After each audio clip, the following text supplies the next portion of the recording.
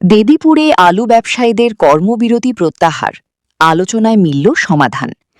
Cold storage থেকে আলু বের করার নির্দিষ্ট তারিখ বা ডেট ঠিকমতো না পাওয়ার অভিযোগে দেবীপুর ব্যবসায়ী সমিতির সদস্যরা কর্মবিরতির সিদ্ধান্ত নিয়েছিলেন।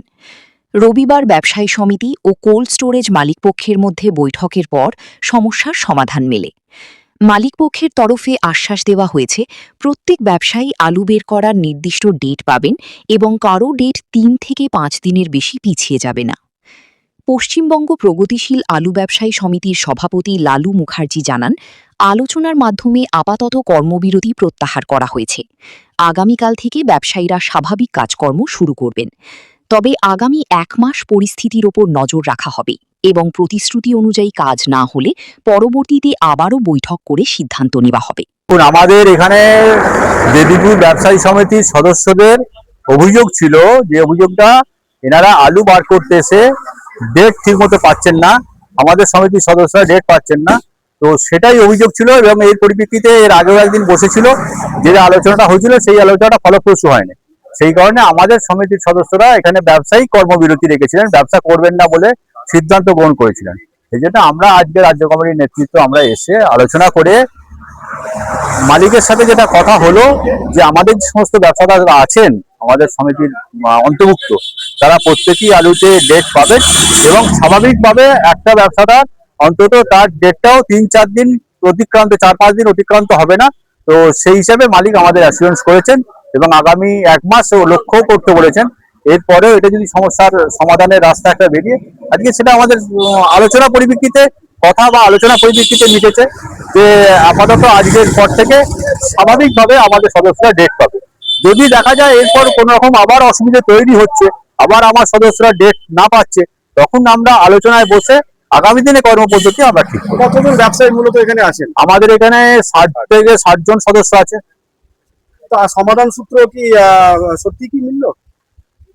আপাতত তো মিললো, কথা অনুযায়ী তো মিললো। কথা অনুযায়ী যদি কাজ না হয় তখন পরবর্তী দিনে আবার আমরা বসে আলোচনা করে সিদ্ধান্ত নেবে আমার সমিতি এবং আশপাশের যে সমস্ত সদস্যরা আছে, সমিতি আছে, তারা সিদ্ধান্ত নেবে। সমস্যাটা কেন হয়েছে?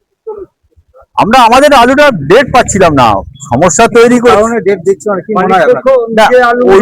ওইটা তো আমাদের মনে হয়েছে যে হয়তো আমাদের সদস্য যারা এখানে আলু কেনা বেচা করে তাদের না দিয়ে অন্য কাউকে ডেট দিয়ে আলু হয়তো কেনা বেচা করার পরিকল্পনা, এরকম একটা কিছু হয়েছিল। এটা তো পরিষ্কার মানে বলা যাচ্ছে না, পরিষ্কার হচ্ছে না।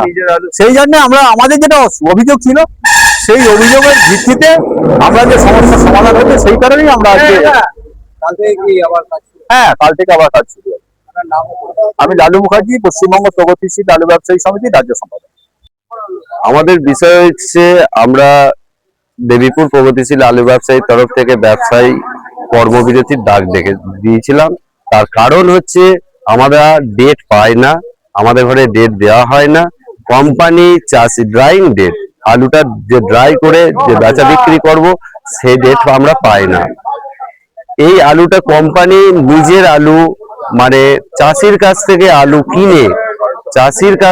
আলু কিনে, তাদের লোক বাড়ি বাড়ি আলু কিনতে গিয়ে কিনে নিয়ে এসে এখানে নিজে আলু ফেলেন, আমাদেরকে কোনো রকম আলু ড্রাই করতে দেন না, যার ফলে আমরা কাজ করতে পারি না। আর কাজ না করতে পারার জন্যই আমরা কর্মবিরতির ডাক দেখেছিলাম। হিমঘর কর্তৃপক্ষ নিজে ব্যবসা করছেন। 2 দিন, শুক্রবার শনিবার। সমস্যার সমাধান আশ্বস্ত করেছেন, দেবেন বলেছেন, তারপর দেখা যাক কি হয়। এই বিষয় নিয়ে আগেও বসা হয়েছিল, কিন্তু তিনি সে মতো কাজ করেননি, মান্যতা আমাদের সমিতিকে দেননি। আমরা দীর্ঘদিন ধরে রয়েছি। আগের যে মালিক ছিলেন শোভন বাবু, উনি কোনোদিন আমাদের ঘরে এই ধরনের বঞ্চিত করেননি, কিন্তু উনি এই 2 মাস হচ্ছে আমাদের ঘরে কোনো রকম ভাবেই আলুর ডেট দিতে চাইছেন না বা আমাদের কাজ করতে দিচ্ছেন না বলা যেতে পারে এক কথায়। আমরা যারা ছোট ছোট করে ব্যবসাদার সবাই মিলে এখানে বসে থাকি, কাজ করে থাকি, তাদের ঘরে যাতে করে না খেতে পাই তার ব্যবস্থা করছেন বাবু। মুখে এক কথা বলেন, কাজে এক কথা করেন বাবু। মুখ এক, কাজের জায়গা আর এক।